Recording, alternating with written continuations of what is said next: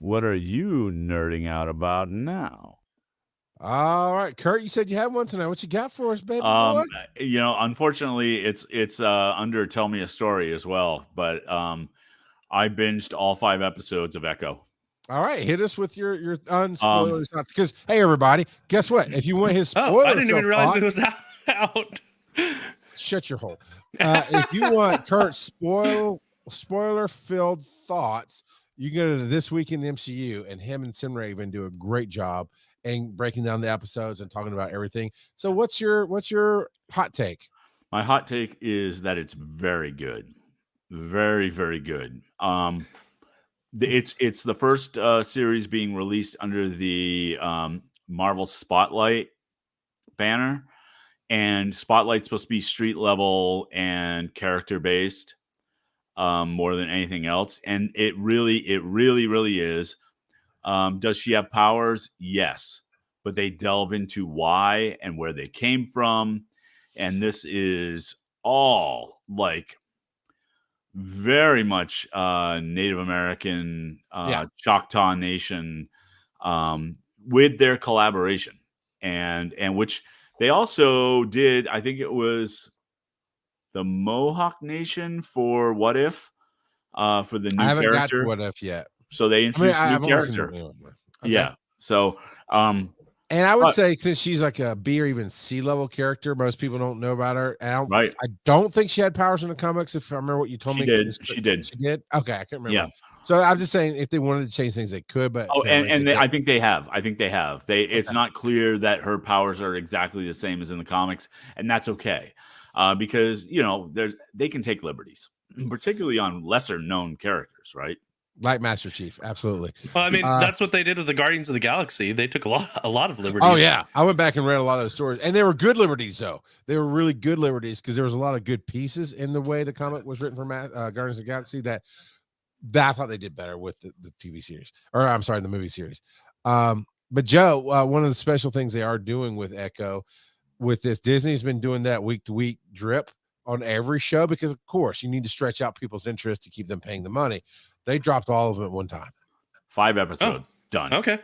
And they part of it was probably because of different shooting schedule issues that they had that delayed the release, and then they did another delay after they got the Fox universe coming in. They changed because this was filmed. Man, when did I film this? Like 2 years ago. Yeah. Yeah, I'll talk about my part of that later. But yeah, like 2 years ago, and it was supposed to be dropping like that fall, and then it got bumped, and then the writer's strike, and it got bumped again. So I think it's probably playing the decision of let's drop all 5 at once.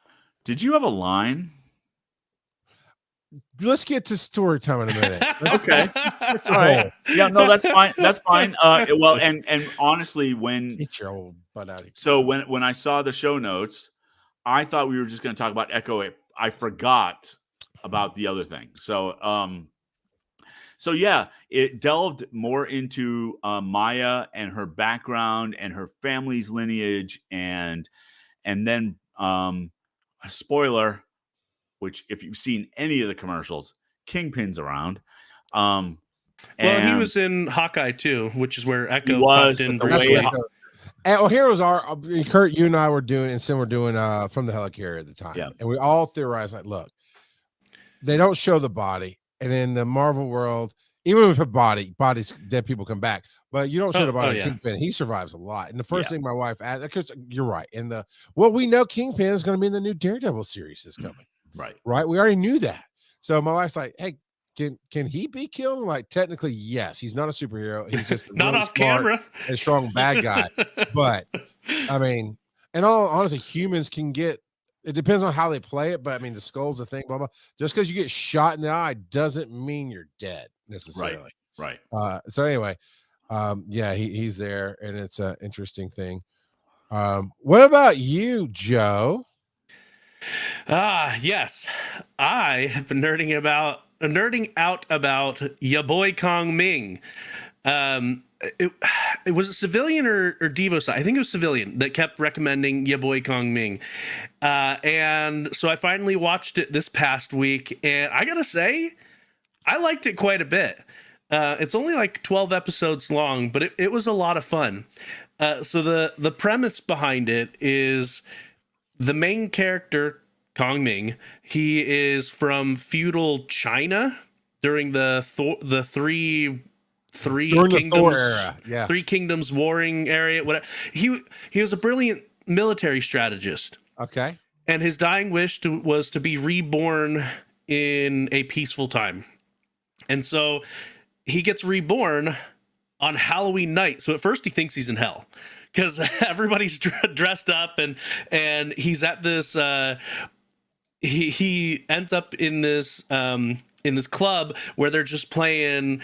So he doesn't get reborn as a baby. He gets No. He looks like himself. He looks okay. So he's more or less brought back, reincarnated, or what? Yeah, I don't know. Yeah. All right, I got you. Follow. So anyway, so he thinks he's in hell. There's this heavy metal EDM type music playing, and then he hears this woman singing, this teenager singing, and he's like, wow, that's an angelic voice for being in hell. Anthony V, feel bad for the mom, Big Kid Burr. and so so he ends up pledging to help this girl whose voice has moved him with any goal that she wants to obtain. He says, I am your strategist. And so it's an interesting story, and I ended up really liking it. Is it live action or anime or it's anime? Okay, it's anime. Yeah. All right. So yeah, sounds interesting. It was a lot of fun. So, yep, Ya Boy Kongming. Awesome.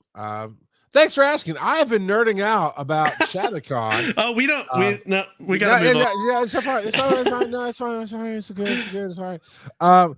Because not only are Joe and I doing, of course, Wise and Nerdy with a guest, Tales by Bob.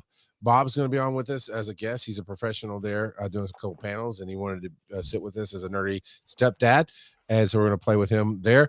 I get to do Finding the Stories live tomorrow night at Chattacon, or as of this recording is tomorrow night. And I get to sit down with Mary Robinette Cowell. And she probably know that ahead of time.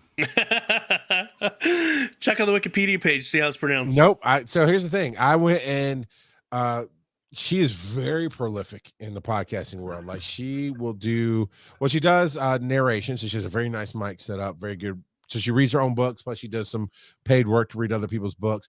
She's a professional puppeteer, and she was on one of my favorite kid shows, Lazy Town. She was the hands on one of the puppets of Lazy Town. And yeah, that's fine. It's one of the things that either the meme, because Robbie Rotten, I can't remember the actor's name, but when he was dying with cancer, the world kind of went, oh, Robbie Rotten's dying. But anyway, if you didn't have kids, you probably missed it, and it's okay. But it really is one of the most fantastic children's shows out there, made in Iceland. And I mean, I really only know the one clip from it.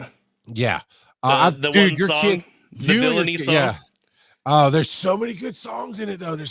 Oh, look, Joe, seriously, anybody with kids under 10, maybe a little older, depending on your kids' desires and likes and whatever, find it. YouTube.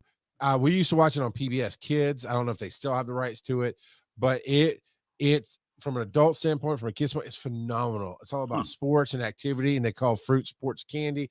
And anybody who's growing, there's a grumpy character, and it's just everybody's smart, no dumb adults, which I always hate. It's just a great show. Anyway, she was a professional puppeteer on that show, so she's got puppeteering behind her. She has a lot of good books out there in a few different genres.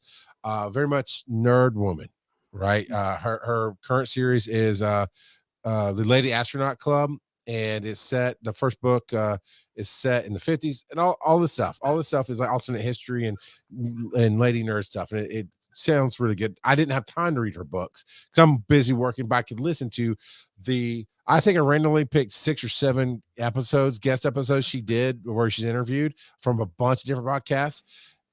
So well spoken, so easy to talk to. Yes, Joe, I read books, you fart face. Hey, come on. Don't give him an hard time. So I'm nerding out about the fact that I get to sit down and do this. Will actually be the first Finding the Stories recording I've done since Dragon Con. So I did the 3 live recordings at Dragon Con, and I'll be doing it at Chattacon tomorrow night, and I'm very much nerding out about that, and it's going to be a lot of fun. And then Joe and I are going to have so much fun on Saturday when he brings his kids to the conference, and they get to do live Charles. And I'm looking so much forward to them doing that at the show for us. It'll be great.